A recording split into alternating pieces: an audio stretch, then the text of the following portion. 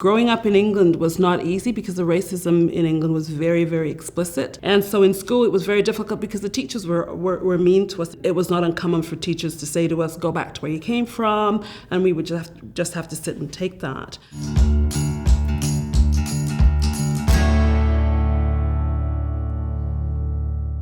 So I was born in Huddersfield, between Leeds and Manchester in West Yorkshire. My parents had emigrated to England in the mid-50s from Grenada. My parents are from Grenada. So for us, going to school was very, very difficult. And the kids at school, they created rhymes about us. And as kids, we would just listen, and there was nothing we could do because that's just the way things were.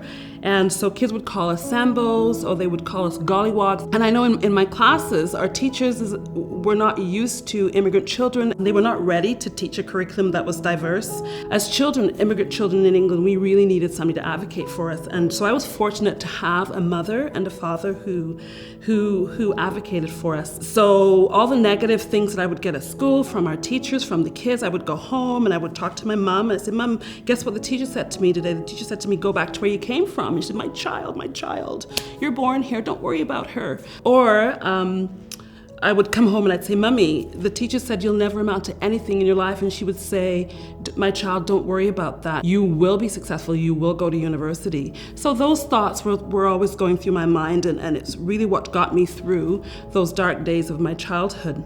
However, there were two pivotal experiences that I had as a child that were life-changing for me. I was about 10, 11, it's hard to remember, and I was playing with some friends, and we were skipping. It had rained and there was mud on the ground, and I was skipping and landed in some mud. And the mud splashed up and hit this girl. She had mud on her leg and she was so angry. And she said to me, lick it up, you Sambo. And I was so upset. I began to question, why are these kids so mean to us? I haven't done anything. Why are they saying these nasty things? Why are they calling us these names? The second incident was a little bit more serious. I was in art class, I remember, and I must have been talking out of turn or being distracted, and the teacher's punishment for me was for me to stand on the desk with my hands on my head. And there was one boy in front of me that kept taunting me. He looked back and he was mocking me and taunting me and saying, Sambo, Sambo. I'm standing with my hands on my head, I'm getting angry. Anyways, class was dismissed, and I made a beeline outside for this boy. And I said to him, what did you call me in classroom? What did you call me? And I took his head and I gently tapped it against the wall. Not really. I sort of smashed his head into the wall. And that was that. But he must have gone to the teacher to complain. The teacher came to me and she was asking me why I did what I did. Well, I wasn't responding because I knew that in that climate, in that culture, whatever I said would not have had any weight. So I just remained silent, and she could have thought it was defiance, but I figured I'm already in trouble, I'm just not gonna make it any worse. And so I didn't say anything, and then she slapped me across my face.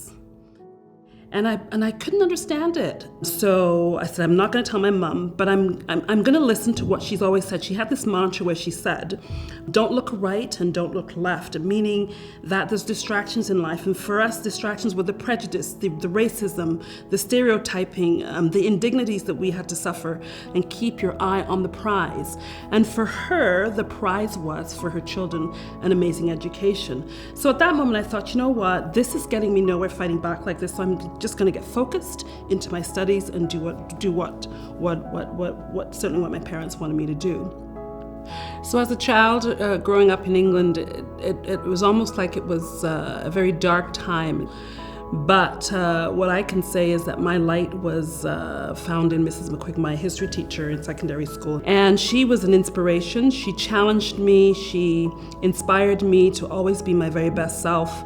And she was really old school, very strict, very exacting, very demanding. And I can even hear her say right now, if I was not performing to my best, she said, do you want me to call your mom?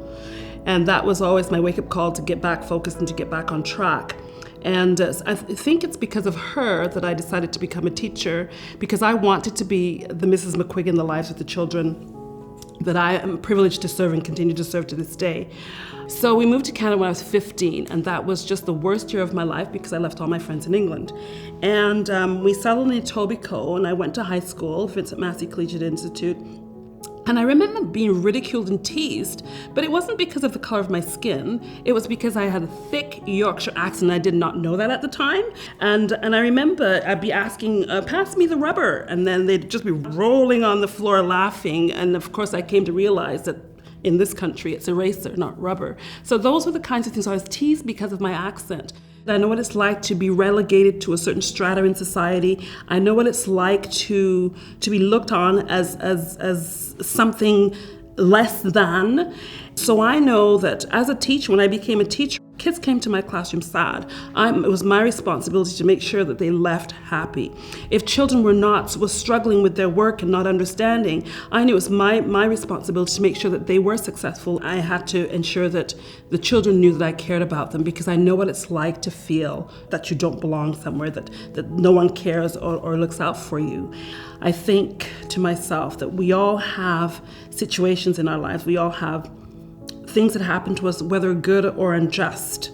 And we can either use those situations to empower us, or we can allow them to drive us down. And I think from the age of 12, I decided that I would use all these situations that happened to me to empower me. So when I meet with students, when I meet with parents, I'm always asking them, what do you want to learn from this situation? How do you want your child to be changed from this situation? We always want our children to choose good. We always want our students to choose what is right.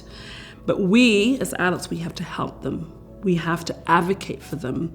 We have to help them make the right decisions.